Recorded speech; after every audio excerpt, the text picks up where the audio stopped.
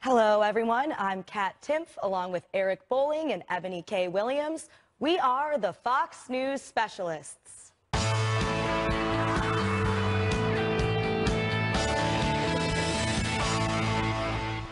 Republicans scoring a big win in Georgia, with Democrats biting the dust. The special election for Georgia's 6th congressional district was billed as a referendum on President Trump and his agenda. And after Republican Karen Handel's victory over Democrat Jon Ossoff, the GOP is more than happy to agree. Perhaps no single image better captured the left and mainstream media's disappointment than this picture from CNN elections coverage last night. Mailman didn't run over your dog, guys. It's going to be okay. President Trump chimed in on the election results today, tweeting, quote, "Well, the special elections are over, and those that want to make America great again are 5-0. All the fake news, all the money spent equals 0. Democrats would do much better as a party if they got together with Republicans on health care, tax cuts, security. Obstruction doesn't work." Sad day to be a Democrat, guys. Real sad. So the question isn't, are the deplorables, are we tired of winning yet? Because you never get tired of winning. The question is, are the anti-Trumpers tired of losing yet? They must be getting tired. Yesterday, I said one race doesn't make, a referendum, but 4 certainly could, and maybe an indication of what 2018 may hold. You have 4 for the GOP right now, but I think there's something more important going on right here, very quickly. It's that the media had it in for Trump, and they said, this looks bad. It's the referendum. It looks like this young 30-year-old outsider is going to come and take it, and it's a referendum on Trump's unpopularity. And the media sees it one way, but the people see it another way. So they're 4 for 4. The GOP wins 4 for 4, and rather handily, I might add. Yeah, Kat and Eric, I think the Dems just played themselves here at this moment, quite frankly. The problem is the billing. When you bill it as a referendum, you set the expectations so enormously high around all this political statement that's going to happen. Be right. You better be right. Be right. And it's not even likely, Eric, that they would have been right. These are long-standing Republican districts, so why would you set yourself up for such failure? I mean, it's beyond me. The funny thing was today, all day you heard, but you saw the long faces on scene. That was really? literally Pictures were that was 1,000 emotional words. distress. So I saw that, and I tweeted that as it was happening, because that was while the results were coming in, and it was clear that Ossoff was going to lose and Handel was going to win. There were long faces, but today I'm like, how are they going to spin this today? And you know how they did that? Well, she only won by about 4 points. Yeah, well, come on. You really? only spent how many tens of millions of dollars to lose? Yes, all right. Bad. Let's meet today's specialists. He was a writer and producer on the long-running show Cheers. He's the co-founder of Ricochet.com, a political podcast network. He's the executive producer of the CBS show Kevin Can Wait, and he specializes in politics and comedy. Rob Long is here. And he started his career as a beat reporter for the Detroit News. He endorsed Donald Trump the day he announced his candidacy, and he's currently an opinion editor for the Washington Times, but he specializes in being an illegal urban tree planter. Charlie Hurt is here. All right, so, I mean, Eboni, kind of piggybacking off of what you said, even more than this could be seen as a win for Trump, because, of course, it wasn't really, it was more of an establishment district, big loss for Democrats, and shows what happens if you connect a candidate to Nancy Pelosi, right, Rob? Well, yeah, I mean, this is a guy who everybody had their hopes pinned on for the Democrats and for the sort of progressive left and the media left. And they just kept forgetting that that's not how you win. It's a weird kind of a superstitious thing where they thought if they put a lot of money into this and they could turn Georgia 6 from R to D, that somehow all the other districts in the midterms would follow suit. They'd say, well, if they did it, we have to do it. It's not how it works. I mean, had the seat switched, then maybe you could make the case that there was sort of a movement afoot in the end. Oh, they already lost 3. Right. It would have been you could. 1 I'm of just 4. saying. Hey, the way my count is 1 of 4, you're still losing. But you can't make it happen and then say, all right, everybody fall in line. That's not how it works in America. You have to actually win the people over. Right. If you can have a movement, you can have your protests, but if you don't get votes, then it doesn't really matter. Yeah, I mean, protesting is not victory in any sense. And I think that what you just said is, to me, one of the most interesting things about it. They tried to make it a referendum about Donald Trump. It was a referendum just as much on Nancy Pelosi. Exactly. And the fact that she is so toxic in so many parts of this country and has been for 14, 16 years now, it's staggering. And I really don't understand how Democrats don't throw her overboard. But the other thing that I think is interesting is if this was a referendum on Trump, and I sort of quibble with that a little bit. Not only did he hold, he improved because he won that district by 1 point. She won it by 4. So not only is he doing just fine, he's actually getting more popular, according to the media and the Democratic narrative. So these Democrats spent, and Robbie might note that a lot of celebrities put a lot of money into that as well, from Hollywood going into a Georgia 6th race for whatever reason. But they for whatever reason. So they spent $30 million. They got 124,000 votes. They've spent about $250 per vote. Charlie, I think they would have been better off saying, "I'll give you $250 if you come out and vote for me." Yeah, gift cards. Those are Jeb Bush statistics. I was thinking about poor Jeb. But it's the same thing that we saw in the general election with Hillary Clinton. You know, she had all of the Hollywood, all of the firepower behind her, and it didn't do her a bit of good. So to your point, Charlie, this is, I think, at least once a day on this program, I like to bring up how absolutely insane it is for the Democratic Party to continue to put all of their eggs in the basket of Nancy Pelosi and old baggage, including Hillary Clinton and that type of leadership. It's just something that's stale. It's rejected at every turn. And I don't know how many races they're going to have to lose, Rob, for them to get that memo and get out of their own way, come up with an economic policy and message that's going to resonate with people. Right there. They don't have that. Yeah. They don't have the "this is what we are all about." They have "this is what we can't be about." And it's the anti-Donald Trump. It didn't work in November, and well, it's not working now. And maybe it might if there's something that's failing. But you know, look at today. I mean, the home prices are at a record high today. So you can say I hate Donald Trump and he's horrible and he's bad for the economy and the country. But when you look at what's going on, boots on the ground, the economy is turning around in a strong manner. They're mean to me. That guy's mean to me. It's not a campaign platform. But it's worse than not having a message. It's actually not having a messenger. I mean, past 8 years, were all in with Barack Obama, but they lost the state houses, they lost the House, they lost the Senate, they lost all the local elections. The country really did turn R in a lot of places. So where are you going to find this? Normally in a political cycle, what happens is the young Turks come up through the floorboards and pop a cap in the old dudes. They take them out in the middle of the courtyard and say, "You're done." Right. The new people.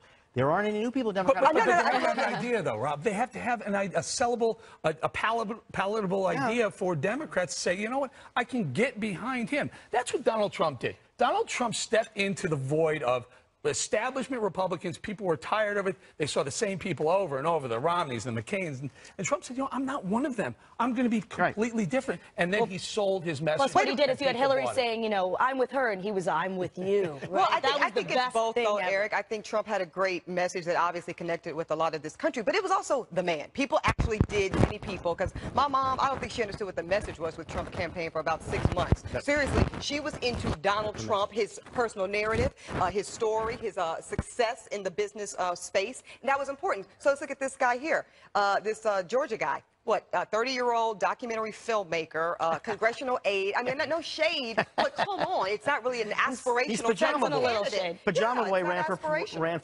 absolutely. Pajama Boy. All right. Well, Hollywood was one of the biggest backers of John Ossoff's failed campaign. Everyone from Samuel L. Jackson to Rosie O'Donnell to Chelsea Handler threw money at it. Rob, you know these Hollywood folks. Did this turn off actual voters? I mean, Democrats used to do a really good job of being, we're the party of the people, we'll help you. And now it's like, we are the party with the most famous friends. And I don't think anybody really cares. I think when it comes down to that, I don't think they really care. I mean, I think that, you know, what Hollywood can really do really well is believe in a fantasy and live in a fantasy land and spend money. These are two things we can do really well. And this is a perfect race for that, because you have to believe in the fantasy that this guy's going to come from nowhere, from living outside the district and win a fairly suburban conservative district in Georgia. And then you have to believe that the answer to your problem is more money. So that's how you get, you know, the mummy, and that's how you get King Kong Skull Island, and that's how you get Ossoff in the 6th. Somehow, I mean, it just doesn't work, you know. Somehow, some way, the Democrats have managed to become the party of the elite. And you look back at Mitt Romney, I think that was the Achilles heel in his candidacy. And it's, my goodness, I don't know how they've done this, and I don't know how they're going to get themselves out of it. They need a face. They need a face. Go ahead, but they need an agenda and a platform as well. Bernie Sanders had the right message. He was just the wrong face for the right message at the right time. Although it is kind of interesting to look at all the people that Bernie Sanders has endorsed since the election, they've all lost. So there's some sort of kiss of death going on there. But the media loves to talk about the problems in the Republican Party and the dissension between Trump and Republicans in Congress. But I've long felt that Democrats, the same civil war that has occurred in the Republican Party, is bubbling up in the Republican Party. I mean, in the Democratic Party. And the problem is that it's a coalition of special interests. And then they play race and gender and religion politics and stuff like that.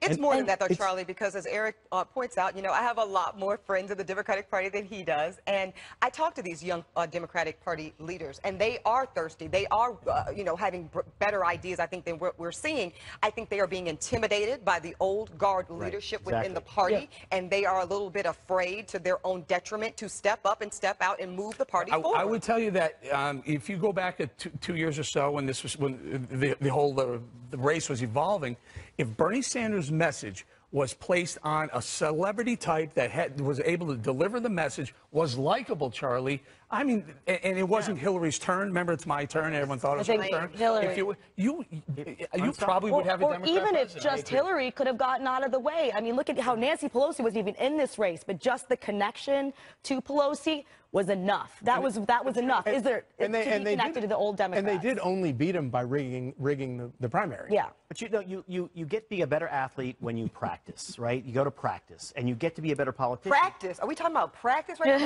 Yeah, that's I right. had to go there. That's right. You get to be a better politician when you run. I mean, one of the things Bill Clinton could really do is campaign. And because when he was governor of Arkansas, he'd run every 2 years, which meant every 2 years he had to get in a car, drive around, get out of the car, and some guy would come down the driveway and start yelling at him. And yell at him and yell at him and yell at him and yell at him, and then he'd have to win that guy over. You learn a lot about people. You learn a lot about what they care about. You learn a lot about who they really are and what their concerns are, what keeps them up at night. When you actually have to meet them and campaign with them, when you're not flying in a jet, you're not in an office at MSNBC, you're not blogging. Remember when they did that Hillary Clinton rides the subway? And she apparently practiced for hours for it, and then she couldn't slide the card. What were you practicing? That's the only activity required. Right. Ordering a Chipotle and riding the subway. Yeah, exactly. So you have to actually interact with people. And human to human. And again, these people have just been politicians instead of humans for so long. They ran someone who had not driven a car, Hillary, in something like 30 years. She said she hadn't filled up a car in 30 years, and then wanted to go ahead and compete with the populist message of Bernie Sanders. If there was no Bernie Sanders, it may be a different race. Yeah, I don't drive, but that's for the safety of everyone else on the road. So that's a philanthropy that's our request. on my. Yeah, absolutely. Right. No, I'm not very good Way at it. to be a woman of the people. Yeah, I have to be. It's for all you. All right, up next, the FBI investigating the stabbing of a police officer at Flint, Michigan's airport as a possible act of terror. We've got the latest. Stay tuned.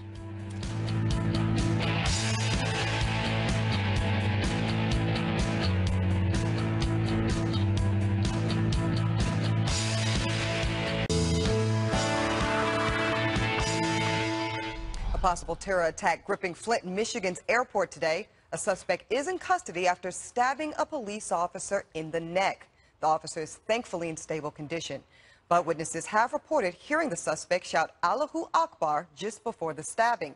The FBI is taking the lead on the investigation.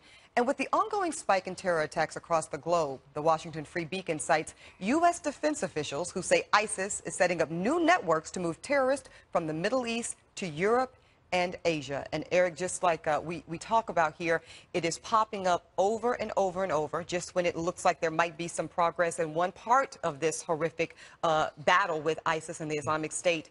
There are new places it's emerging. And anytime you hear Allahu Akbar before stabbing or shooting, you have to actually go for it, investigate it under terror. I mean, that's pretty obvious, right? What's also we should make note is that area, Flint, Dearborn, Michigan area, is a very, very, very high concentration of Muslim immigrants. And so there could be a percentage of radicalization that goes on in those communities. He was Canadian-born, I understand, from NBC News' reporting. But nonetheless, a radicalized Muslim, it needs to be investigated if there's any terror links. Yeah, and of course, yesterday we talked about what happened in Brussels. Again, they're having another large concentration. I think 100 Moroccans in that area, 100,000, excuse me, rather, Moroccans there, and just this lack of ability to successfully integrate them or in the community, leading to, as Eric's pointing out, this hyper-radicalization ratio. Yeah, I mean, that's true, and I think the word assimilation got a bad rap. We're not allowed to say that anymore. I mean, the progress here is that it used to take a week after a guy ran around with a nice screaming Allahu Akbar before anyone said, I think it might be terrorism. Yeah. There was always a week there where we said, his motives are baffling. We have no idea. Right. At least now we're sort of like we're closing that loop. It sometimes happens within an hour or 2 hours, which I think is progress for this country. Absolutely, Kat. Yeah, we're less hesitant, I think, to now recognize exactly what this is, what all the facts, and I think that's an important word here, what the facts lead us to conclude around these types of activities. Absolutely. Made the motive pretty clear when they shout that out.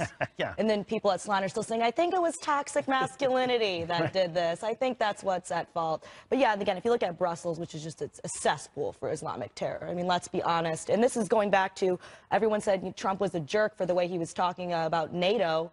You know, Belgium pays less than 1% of its GDP towards defense. So, and look at, they're a mess over there, and they need to do their part. So if you look at how bad it is, that makes perfect sense. There's going to be more and more coming out of there all the time. Of course, I'm always the last to learn what words we're not allowed to use. I didn't know we're not allowed to talk about assimilation.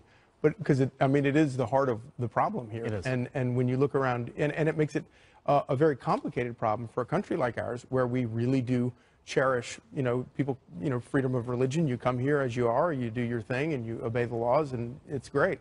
And it's why I think that Donald Trump was so, appealed to so many people, because he just, he has a very simple solution to this, and that is we have to make sure that we're assimilating people, that the people that we allow in this country are going to assimilate and believe in our beliefs. They're awaiting a press conference. You can see it on the right side, the left side of your screen right there. If they do approach the microphones, we'll go to. Eboni, Gallup poll came out today, and they said for the first time, this is the highest it's ever polled this level. In Americans, 38% right now agree that they avoid large crowds, large events. And this one, 46% are less likely to travel overseas. So all these events are having an effect on Americans' thought process and lives. Yeah, it's a chilling effect, Eric, and to the point where everyday Americans get this. And I do think it has to be spoken about in a careful way. I'm about that, but also in a plain way. And I think that really was the success of President Trump, then candidate Trump, on the campaign trail. Sometimes, for my taste, it was a bit much, but I think ultimately, he spoke in a way that made it very plain where he stood on the issue. He was identifying where he felt like was the problem, and at least that people can work with. At least that much people can kind of rally some confidence around as some type of tactical way to move forward. Yeah, the old rule in politics is the person who wins is the person who can act like a human being for longer than the other guy. And he acted like a human being. He had a human response to it, and we all kind of like, well, that's right. And it wasn't to my taste. I was not a fan, but there was a plain-spoken practicality to it that I think we really needed. So, and we do this. We have a lot of people come on and say the same, very similar things. Right. But let me ask you, so this temporary travel ban from 7 nations that have failed governments and have a high Muslim population. Only 6 now, Eric. Only okay, 6. I'm sorry. It's a bad idea in your world? No, look, I mean, I think that those are countries where those are people from those countries that need extra screening, and maybe a ban. Who knows? I mean, a ban may not be as effective as some other means, but yeah, you have to. There are countries that we can't travel to as Americans that the State Department says you can't go to.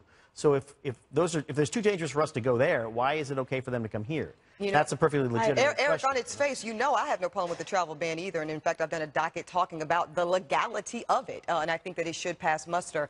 It's just got to make sure that the intentionality behind it. I know it's. I think it's outweighed. I think the concern outweighs whatever the intentionality was. You very astutely point out that a lot of the reasons why it's being pushed back on the 9th Circuit, maybe some of the other circuits, is that what Trump said as a candidate is different from what they put forward as an executive order travel ban. And for some reason, everyone on the left wants to say, well, that's what he meant when he was a candidate, instead of what's actually in writing. But of course, we had that same question come up with Obamacare and the things that President Obama had said in the political sphere.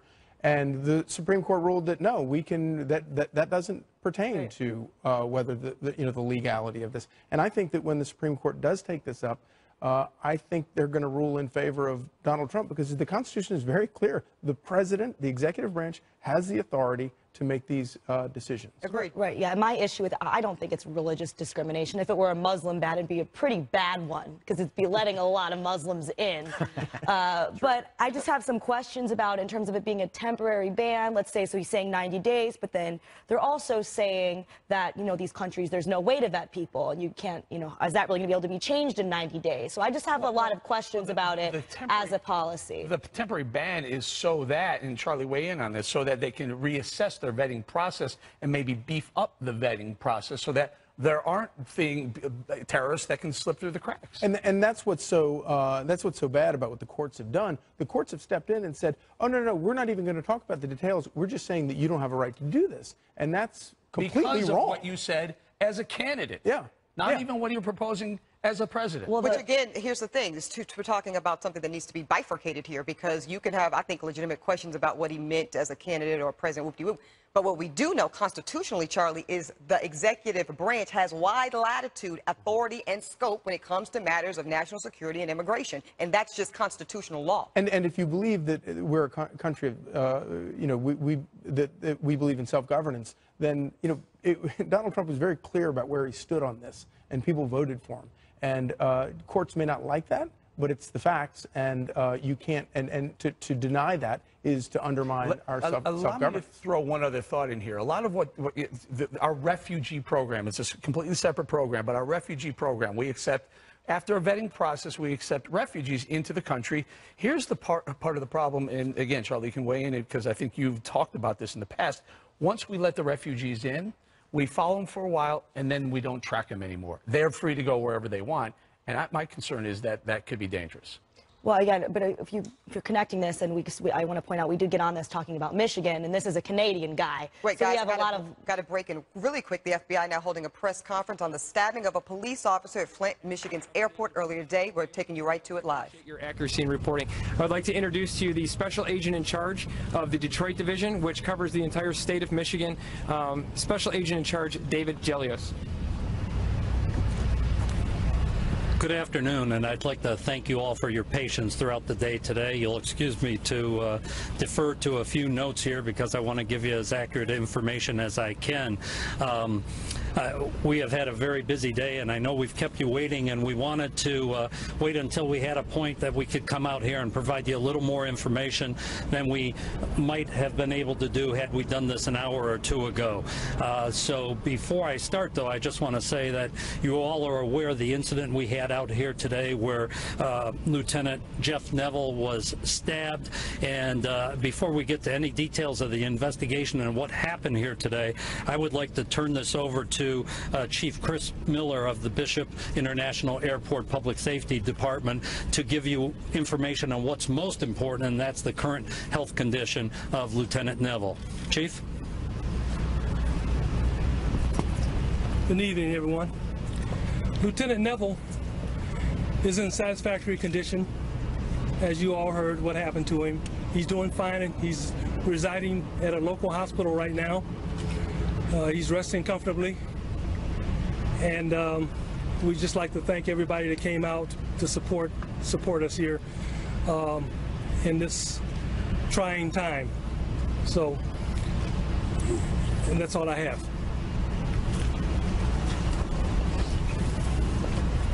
And we'll introduce others of the partners here today. As you can imagine, this has been a great joint local, state, and federal operation since early this morning, and we couldn't have done it without all the partners here, and we'll give them each an opportunity to introduce themselves. But I will just go into the facts of what we've been investigating today. I will tell you that we are investigating this incident today that happened at about 9:45 this morning as an act of terrorism. We have just filed a complaint charging an individual by the name of Amor Fatui.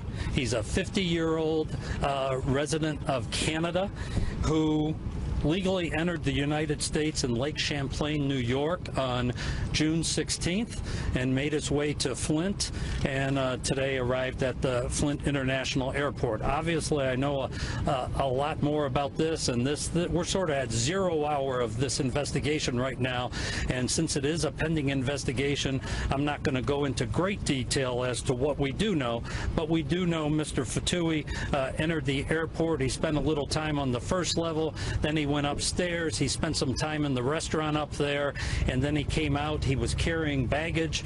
He went into a restroom. He spent a little time in the restroom, dropped both bags and came out, pulled out a knife, yelled Allah Akbar, and stabbed Lieutenant Neville in the neck.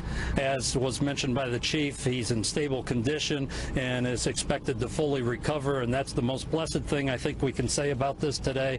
It's a good outcome. We had some incredible acts of heroism up there today, and in questions we can perhaps talk a little bit about the efforts to take Mr. Fatui into custody. The complaint that's been filed is charging a violation of 18 U.S. Code 37A1, which basically is violence at an international airport. And just to give a little more background on that, that is when someone unlawfully uses a device to commit an act of violence at an international airport that could have or did cause serious injury, which we had in this instance. There's a 20-year penalty associated with that, but this, as I said, is very, very early in the investigation, and as we progress and take this matter to grand jury for indictment, other charges could be pending later on. As I mentioned, it's an ongoing investigation. There's joint operations going on in Canada as we speak. We want to thank our Canadian partners who are helping us further investigate this attack. And with that, I would like to defer to some of my partners here to make brief statements as well. Sir, can you spell the suspect's first and last name for us, please? The name is Amor, A-M-O-R, Fatui, F-T-O-U-H-I. And as I mentioned, he's approximately a 50-year-old Canadian. Did he enter the country? Pardon me, he entered the country on June 16th, and as I mentioned, it's a pending investigation. We know he came to the airport this morning. That's as far as we're going to go with, we're trying to develop further information as to his timeline and where he went after he entered the United States in Lake Champlain, New York. We'll take questions at the end, and I will describe the weapon. Yep, just to let everybody know, again, we're going to do a question and answer segment towards the end, about 10 minutes worth. Right now, we'll go ahead and have the introductions of all of our local, state, and federal partners that are here with us assisting. The Special First Lieutenant David Kaiser with the Michigan State Police. First and foremost, the Michigan State Police would like to extend their thoughts and prayers to Lieutenant Neville and his family during this very difficult time. The Michigan State Police has supplied many different resources here today to work with our local, state, and federal partners. Some of the resources provided included officers, detectives, bomb-sniffing canines, and our Michigan State Police Crime Lab. They were all involved in this investigation and worked well with the partners in this. I'd also like to mention that Governor Rick Snyder has been in frequent contact with the Michigan State Police headquarters today, inquiring about the status of the injured officer as well as the status of this investigation. And the Michigan State Police is very appreciative of this contact. Thank you.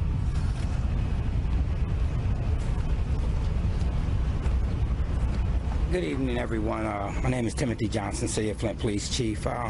Just want to thank everybody for your concerns. We have a multiple jurisdiction police here trying to get to the bottom of this, and we have the Mayor of Flint that's here also, and she's going to come up and make some comments. But just thank you for your concerns, and we appreciate everybody coming out to be concerned about what happened here at Bishop International Airport. Tragedy, but thank God that the officer is alive. He's doing well now. He's out of critical condition, so he's recovering right now. So thank you for your concerns, Mayor.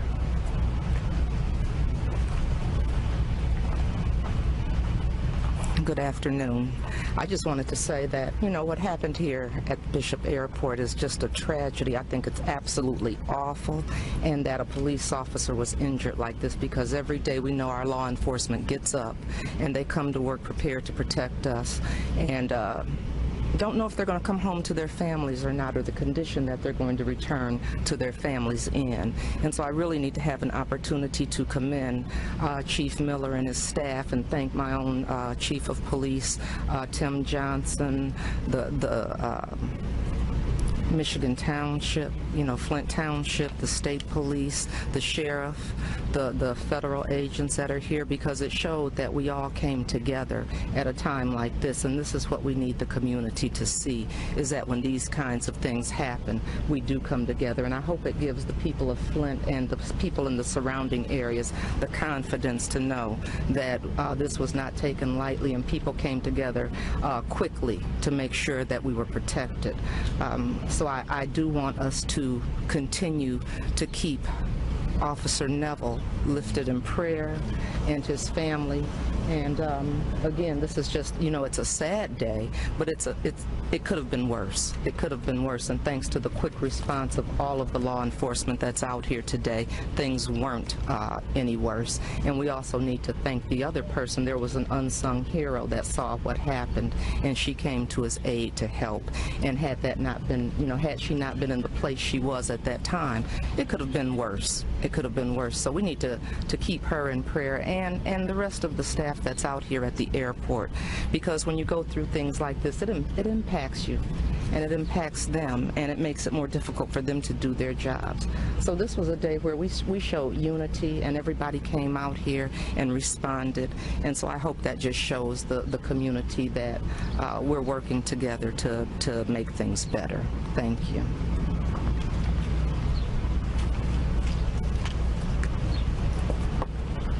Good afternoon. I'm Airport Director Craig Williams, and on behalf of the Bishop International Airport Authority, I want to thank you all for coming out here. It's been a traumatic day for us. One of our own was stabbed, and that's really it's touching. It hurts on me personally. It hurts on our staff.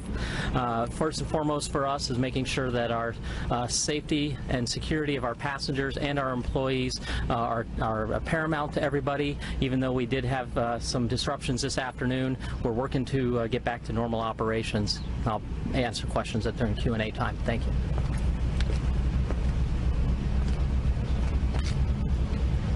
Good evening. My name is Nick Starcevic. I am the Assistant Special Agent in charge of the Detroit ATF Field Division. First and foremost, our thoughts and prayers go out to the officer as he recovers from his wounds.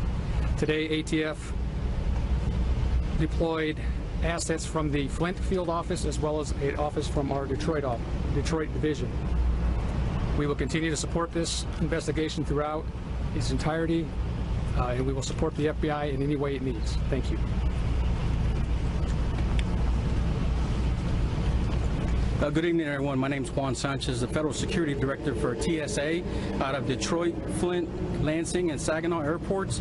And I just wanted to say thanks to all our federal, state, and local partners for ensuring the safety of not only TSA employees, but the entire American public at Flint Airport. Thank you. Good afternoon. Lieutenant Dan Owen, Bishop Airport Fire Department and EMS Department.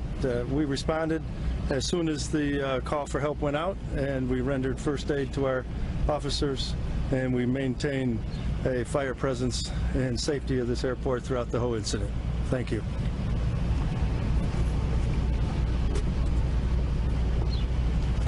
Good afternoon. My name is Dershon King, and I'm the Assistant Federal Security Director, Office of Law Enforcement, TSA, and my main role here is to support our federal, state, and local law enforcement officers in this matter. Thank you.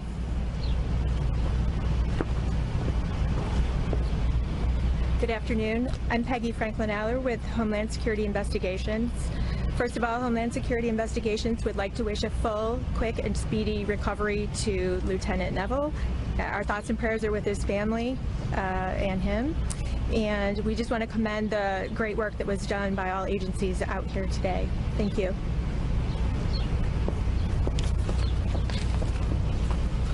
All right, before I take a few questions, The question I heard earlier was about the knife. The knife was about a 12-inch knife with an 8-inch serrated blade.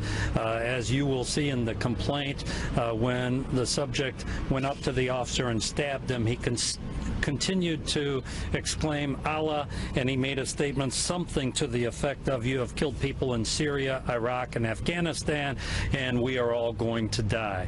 Thus, our determining, obviously, this, we're going to investigate it as a terrorist act. I can tell you, based on the information we have presently, we don't believe that anyone was involved with this individual. We have no information to suggest a wider plot, but it's certainly very, very early in the investigation. We're seeking search warrants for electronic media, for his vehicle. Much of that work is going on right now, so time will tell over the next several days whether anyone had any knowledge of this, but at this time we view him as a lone wolf attacker. I know it's early, but any indication this was a self-radicalized individual, or was he received training from somewhere? Or? Yeah, we have no information to suggest any training. I can tell you we interviewed the subject for a good period of time. He was cooperative and has talked to us about what his motivations were, and I think it's suffice it to say he has a hatred for the United States and a variety of other things which in part motivated him towards coming to the airport today to conduct this act of violence. Sir, can you explain how do we know how the gentleman was able to bring a 12-inch knife? What, was it through the airport security? Was he coming from a plane when he came in here? It seems like that's not within TSA guidelines. Actually, that's an excellent question, and to just be clear on that, he entered the public area, non-secure area of the airport. He spent a little time. He went up just outside the TSA screening area, spent some time in the restaurant, went to open to the public restroom, and then came out and attacked Lieutenant Neville prior to the screening area, so there wouldn't have been any screening at that point. How long was the attack? How long did it take to stop? Yeah, my understanding is they brought him into, took control of him within about a minute, and I'll defer to the chief, but it's my understanding the chief personally, one of the members of the fire department here with us right now, and actually a non-sworn public safety officer, someone who isn't involved in that, assisted in taking this individual down and restraining him, and thus my comment earlier that there were some acts of heroism here, because had he been able to get free and try and attack additional people, we could be talking about much greater harm today than occurred. Was there any sort of incident before the attack? I'm sorry? The officer and the victim, the suspect, was there any sort of argument, or did he just go up to this officer and start stabbing? We have no indication there was any sort of dialogue between this officer, and we're recovering all videos and that sort of thing, and again, we'll know that, but there's no indication whatsoever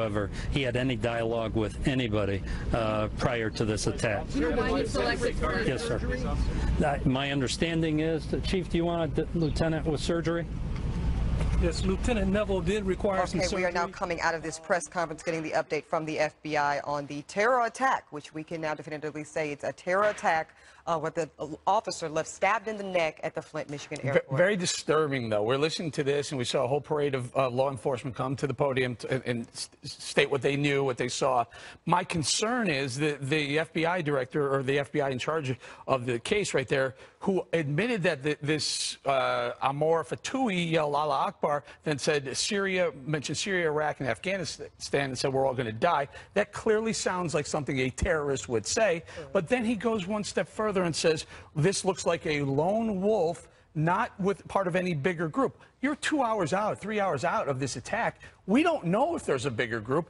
One of the good things, I mean, this you may not like this one.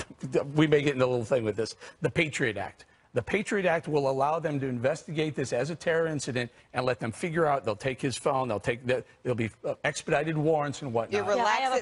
It relaxes a lot of the Fourth Amendment requirements to expedite. And then they use the Patriot Act also to investigate things that have nothing to do with terrorism, which is horribly unconstitutional. I'm just talking about in this case. I mean, I just think it's very dangerous to come out and declare this lone wolf. Okay, so let me get Rob in here really quickly. Obviously, Eric's right. We're only 2 hours out of this event. It seems very preliminary to have these kind of conclusions coming already. Yeah, I mean, this is what we were talking about before.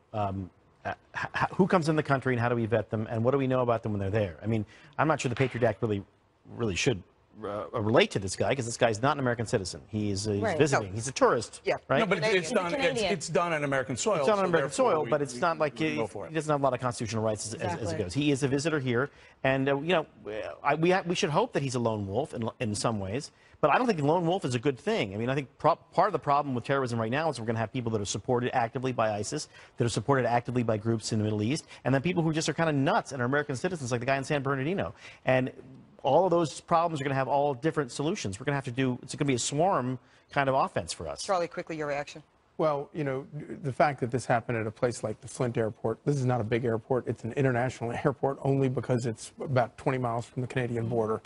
And it just underscores that these hate-filled wackos are willing to strike anywhere in America. Absolutely. Our certain war with ISIS continues. We're now going to take a quick break, but much more on the Fox News Specialist ahead, so stay with us. Defense Secretary James Mattis and Secretary of State Rex Tillerson sitting down with top Chinese officials in Washington today. Both sides looking for new ways to ratchet up pressure on North Korea over its nuclear and missile programs. The meeting comes just one day after President Trump publicly shamed China in a tweet for its failure to stop the rogue state, increasing concerns even further. A U.S. spy satellite has reportedly spotted new activity at North Korea's test site for nuclear weapons. We don't have a lot of time. Charlie, we'll bring it around, though. North Korea's tested nuclear weapons 5 times, 1 under George W. Bush, 4 times under Barack Obama. Do we wait for them to test another one, or do we do something preemptively? I don't know, but I do know that this open sort of Twitter diplomacy that we're getting from Donald Trump is, I think, one of the most appealing things about the president. He has a way of putting a fine point on things, and clearly the era of what was it, strategic patience is definitely over. And I think that that's a good thing. Kat, what do you think? And again, just to give people a little perspective, in 2006 under Bush, that first test was less than 1 kiloton. In 2009 through 16 under Obama, it went ratcheted all the way up to 10 kilotons. We don't know what they have planned under the ground in North Korea. Right, we don't. I think we obviously need to be just doing all we can to build up our missile defense systems, for sure. All we can, focusing on beefing those up. And, you know, you really don't want to have to do that preemptive strike. You don't want to be the country responsible for that and be the target of all that rage. Okay, Eboni, your thoughts on, and by the way, big escalation in the last 7 or 8 years. I mean, I don't know that we don't take a cue from Israel, who went into Iraq and took out their nuclear program. I like that cue a lot, Eric, quite frankly. I think there's something to be said. And I'm not trying to be alarmist here or overly hawkish, and I don't want to start World War III, to your point, Kat, but I really am not comfortable, Eric, sitting around twiddling my thumbs and waiting to see what Kim Jong-un thinks is a good idea on any particular day. Rob, your thoughts on what's going on? I think that this is one of Donald Trump's actual wins, like to focus it entirely on China. This is China's problem. There are 23 million emaciated North Koreans. When that place collapses, and it's gonna soon, they're going north. They're not going south. I agree with you. The river's 30 meters wide. It's 3 feet deep. They're going that way. It's China's problem to solve. I want to push back on that, Rob. It can be, but what if they don't move? What if they, to me, continue to play chicken on this issue? We let them for 8 years. This guy our president called their bluff and said, you're the ones that are really going to suffer. You're on the front lines. The Chinese like to push it off and make it everybody else's problem. I agree with President Trump on that completely. It is their problem. Okay, but here's one of the ways to do it, Charlie. I got 10 seconds. Really ratcheted up sanctions on Chinese banks. Oh, absolutely. And if we do make some sort of strike, this strike has to be absolutely devastating, because there are a lot of lives that will be lost. We got to leave it right there. Hit him in the pocket. And then next we circle back with our specialists, Rob Long and Charlie Hurt. We're coming right back.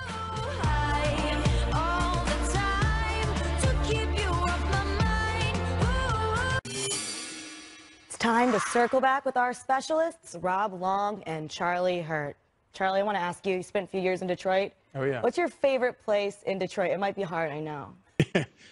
The whole city. It's a really magnificent. Probably all the different locations where 8 Mile was filmed, because it was actually filmed in every little alleyway, in that parking garage that used to be an opera. I mean, all of these things that you see in that movie are actually parts of Detroit, as you know.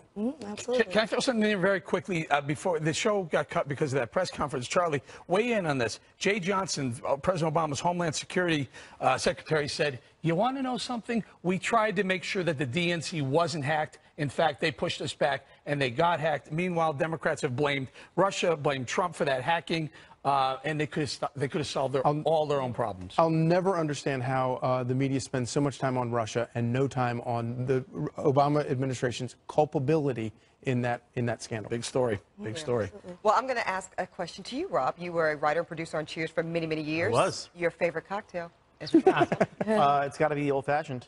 Old-fashioned, Louisville, man. Kentucky, Pendennis Club. That's the best. That's the Maker's Mark. Yeah, Maker's would be great. But, you know, I'm not that fancy. I'll take whatever. I'll take whatever. Reserve, a little Basil Hayden. Yeah, you know, listen, I'll go fancy if I got to go fancy, but I'll go down if I got to go down. I don't care. All right. Thank you to our Fox News specialists today, Rob Long and Charlie Hurt. And we thank you all for watching. Make sure to follow us on social media at SpecialistFNC on Twitter and Facebook. Remember, 5 o'clock will never be the same. Special report is coming right up.